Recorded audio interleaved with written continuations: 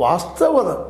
ಹೀಗಾಗಿ ಮೋದಿಯವರು ಇಡೀ ದೇಶದ 19 ರಾಜ್ಯಗಳಿಗೆ ತಾವು ಏನಪ್ಪ ಅಂದರೆ ಈ ರೇವಡಿಗಳನ್ನು ಫ್ರೀ ಬೀಸ್ಗಳನ್ನು ಕೊಡುವ ಅನಿವಾರ್ಯತೆ ಮೂಡ್ಬೋದು. ಯಾಕಂದರೆ ಇಡೀ ಈಗ ದೆಹಲಿಗೆ ಕೊಟ್ಟು ಇನ್ನುಳಿದ ರಾಜ್ಯಗಳು ಕೊಡಲಿಲ್ಲ ಅಂತಂದ್ರೆ ಇನ್ನುಳಿದ ಕಡೆ ಸಹಜವಾಗಿ ಬೇಡಿಕೆ ಹೆಚ್ಚಾಗಿ ಅದು ರೆಬೆಲಿಯನ್ ಮೂಮೆಂಟು ಬರ್ಬೋದು, ವಿರೋಧದ ಮನಸ್ಥಿತಿ ಹೆಚ್ಚು ಆಗ್ಬೋದು.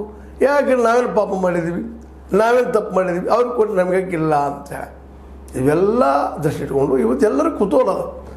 ಈ ನಮ್ಮ BJP ಸರ್ಕಾರ ಎಲ್ಲರಿಗೂ ಫ್ರೀ ಬೀಸ್ ಕೊಡ್ಬೋದಾ? ಕೊಡಲೇಬೇಕು, ಇಲ್ಲಾಂದರೆ ಅಧಿಕಾರಕ್ಕೆ ಬರಲಿಕ್ಕೆ ಸಾಧ್ಯ ಇಲ್ಲ.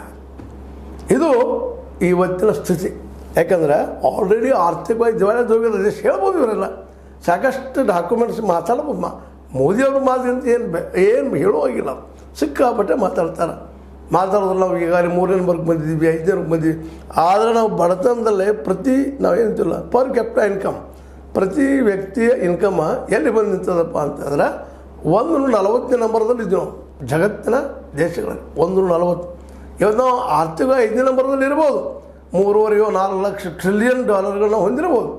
ಆದರೆ ಅದನ್ನು ಡಿವೈಡ್ ಮಾಡಿದಾಗ ಜನರಲ್ಲೆಲ್ಲ ಪ್ರತಿ ವ್ಯಕ್ತಿ ಎಷ್ಟು 140ನೇ ನಂಬರ್ ಬರ್ತದೆ. 5ರಿಂದ 1 ಕೆಳಗೆ ಇಳಿತದೆ. ಕೆಲವು ಕಾರ್ಪೊರೇಟ್ಗಳದ್ದು, ಕೆಲವು ಬಂಡವಾಳಶಾಹಿಗಳದ್ದು, ಕೆಲವೇ ಜನರದ್ದು ನಾವು ಹೇಳುವಂಗೆ ಲಕ್ಷ ಕೋಟಿಗಳಲ್ಲಿ ಇರ್ಬೋದು, ಇಲ್ಲಂತಲ್ಲ. ಅದು ಜನರು ಡಿವೈಡ್ ಮಾಡಿದಾಗ ಎಲ್ಲಿ ಬಂದು ನಿಂತದ. ಒಬ್ಬ ರೈತಗೆ ದಿನ 27 ರೂಪಾಯಿ ಪಗಾರ ಬೀಳುತ್ತದೆ. ಈ ಎಲ್ಲ ಲೆಕ್ಕಾಚಾರಗಳಿಂದ ವಿದೇಶದಾಗ. ಹೀಗಾಗಿ ದೆಹಲಿಯಲ್ಲಿ ಯಾವ ರೀತಿಯಾಗಿ BJP ಮುಂದಿನ ದಿನಗಳಲ್ಲಿ ನಿರ್ಧಾರ ತೆಗೆದುಕೊಳ್ಳೋದು ಅದು ಇಡೀ ದೇಶದಲ್ಲಿ ಪರಿಣಾಮ ಆಗುವಂಥ ಎಲ್ಲ ಸಾಧ್ಯತೆಗಳಿದ್ದಾವೆ. ಯಾಕಂದ್ರೆ ಆ ಮಾಧ್ಯಮಕ್ಕೆ ಒಂದು ಹೇಳ್ಕೊಳ್ಳಿಕ್ಕೆ ಆಧಾರಿತ ನಮ್ಗೆ ಅಧಿಕಾರ ತೊಗೊಂಬರ್ರಿ ನಿಮಗೂ ಕೊಡ್ತಂತ ಹೇಳುವಂಥ ಡೆಲ್ಲಿಯಿಂದ ಈ ಮೆಸೇಜ್ ಕೊಟ್ಟರು ಎಲ್ಲ ಕಡೆ. ಅಷ್ಟರೊಳಗೆ ಅಲರ್ಟ್ ಆದಂಥ ಕಾಂಗ್ರೆಸ್ ಕರ್ನಾಟಕದಲ್ಲಿ ನಾನು ಗ್ಯಾರಂಟಿ ಕೊಡ್ತೀನಿ ಅಂತ ಇವತ್ತು ಶುರು ಕೊಟ್ಟಿತ್ತು. ಆದರೆ ಇವತ್ತು ಬಜೆಟ್ ಲಾಸ್ತಲ್ಲದ ಅನ್ನೋ ಅಷ್ಟು ಸತ್ಯದ. ಯಾಕೆ ಉದ್ಯೋಗ ಇಲ್ಲಿಲ್ಲ, ಈ ಟ್ಯಾಕ್ಸ್ ಸುತ್ತಾಕ್ಸ್ಬೇಕಾಗಿದೆ ಇವತ್ತು. ಈಗ ಕರ್ನಾಟಕ ಸರ್ಕಾರ ಒದ್ದಾಡ್ತಾ ಇದೆ, ಅದನ್ನು BJP ಟೀಕಾನೂ ಮಾಡ್ತಾ ಇದೆ.